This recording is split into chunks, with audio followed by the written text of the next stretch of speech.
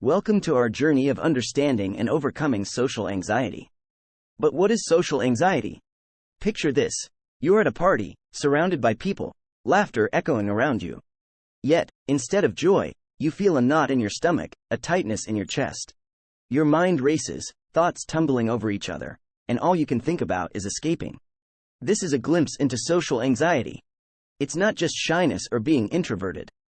It's a real, often debilitating, fear of social situations. It's the worry of being judged or embarrassed, the fear of interaction. It's a common issue, affecting millions worldwide, yet it's often misunderstood or dismissed. We're going to delve deep into this topic, understand it, confront it, and learn how to manage it. So let's embark on this journey together. 1.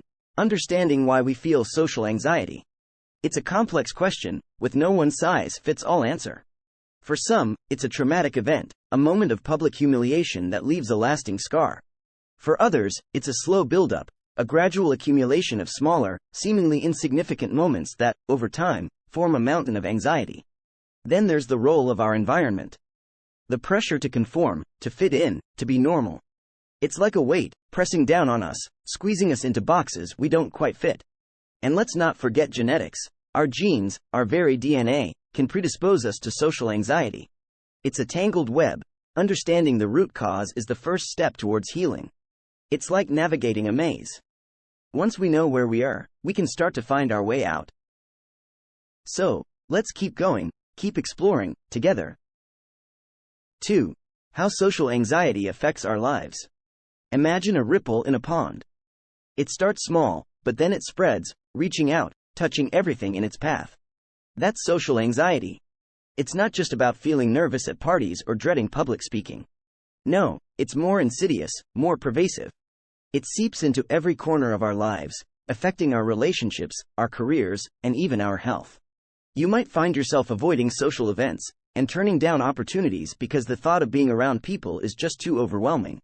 You might struggle to form close relationships, held back by the fear of judgment or rejection. At work, you might pass up promotions and stay silent in meetings, all because your anxiety tells you to stay safe, stay invisible. And the physical symptoms? The racing heart, the sweaty palms, the sleepless nights? They take a toll, leaving you exhausted and drained. It's a heavy burden to bear. But remember, understanding is the first step towards change. By recognizing the impact of social anxiety, we can start to take back control. We can start to reclaim our lives. 3. Acknowledging and accepting social anxiety. It sounds simple, but it's not. It's hard. It's scary. It's like standing at the edge of a cliff, looking down into the unknown. But it's also liberating. It's empowering. It's the moment you stop running, stop hiding, and face your fear head on. You say to yourself, yes, I have social anxiety. Yes, it's hard. But it doesn't define me. It's not all that I am. You see, acceptance isn't about giving up or admitting defeat. No, it's about taking control. It's about saying, this is my battle, and I'm ready to fight. It's about permitting yourself to feel, to struggle, to be human. And it's the first step on the path to overcoming social anxiety. So, take that step. Be brave. Be bold. Be you. 4. Changing how we view social situations. Have you ever looked at a cloud and seen a shape? A dragon, a castle, a face? It's all about perspective. The way we choose to see things. And that's what we're going to talk about now. The power of mindset. The ability to change how we view social situations. It's like flipping a switch in your brain, turning on a new light. Instead of seeing a room full of people as a threat, you start to see it as an opportunity. An opportunity to connect, to learn, to grow. Instead of focusing on what could go wrong, you start to imagine what could go right. You start to challenge those negative thoughts, those what ifs and I can't. You replace them with positive affirmations, with I cans and I wills. It's not easy, it takes practice and it takes patience. But it's powerful and it's transformative. It's the key to unlocking a new, more confident you. So, let's harness that power. Let's change our mindset, and in doing so, change our lives. 5. Practical techniques, breathing and grounding exercises. Picture a storm. Wind howling, rain lashing, chaos all around. Now, picture a tree in that storm. It bends, it sways, but it doesn't break. Why? Because it's grounded. It's rooted. And that's what we're going to talk about now, grounding. Staying rooted in the present, even when the storm of anxiety rages. How do we do that? With practical techniques and breathing exercises, for example. Simple, yet powerful. Inhale, hold, exhale. It's like a rhythm, a beat. It slows your racing heart and calms your buzzing mind. Then there's grounding. It's about engaging your senses and anchoring yourself in the here and now. What can you see? What can you touch? What can you hear?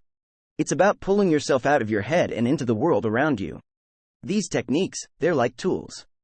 Tools you can use to navigate the storm, to stay rooted, to stay grounded. So, let's learn them. Let's practice them. Let's use them to take control of our anxiety, one breath at a time. 6. The role of self-care. Diet, exercise, and sleep. Imagine a car. A shiny, powerful machine. But what happens if you don't take care of it? If you don't fill it with the right fuel, if you don't give it regular tune-ups? It will break down. Well, we're not so different. We need care, we need the right fuel. That's where diet comes in. Fresh fruits, lean proteins, whole grains. Foods that nourish our bodies, give us energy, that keeps us running smoothly. Then there's exercise. It's like a tune-up for our bodies.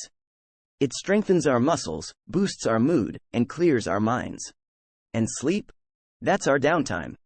Our chance to rest, to recharge, to repair. It's essential.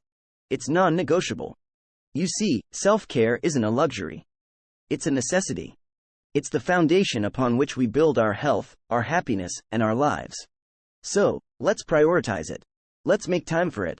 Let's take care of ourselves, so we can take on the world. 7. Building confidence and steps to challenge social anxiety. Ever watched a baby learn to walk?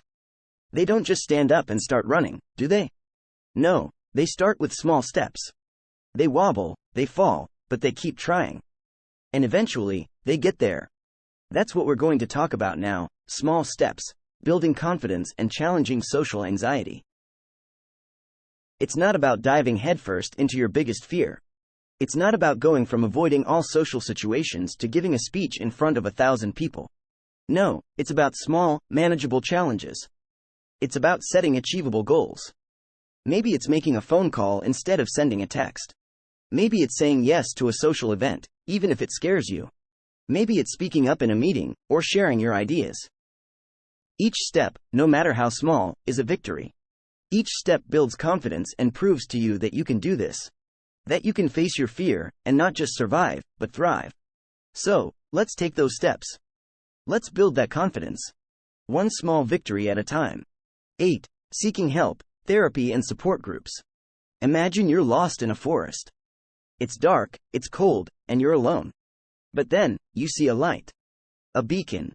And you realize, you're not alone. There's help.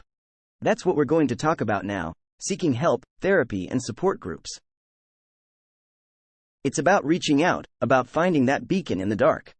It's about realizing that it's okay to ask for help, that it's not a sign of weakness, but of strength. Therapy can provide tools and strategies to manage your anxiety. It can help you understand your triggers and challenge your negative thoughts. Support groups, on the other hand, offer a sense of community. They show you that you're not alone and that others are fighting the same battle. They provide a safe space to share, to listen, to learn. Seeking help is a crucial step in overcoming social anxiety. It's a sign that you're ready to take control, to make a change. So, let's explore these options. Let's find that beacon, and let's walk towards it. Here we are, at the end of our journey, but really, it's just the beginning. Because overcoming social anxiety isn't a destination. It's a journey. It's about progress, not perfection.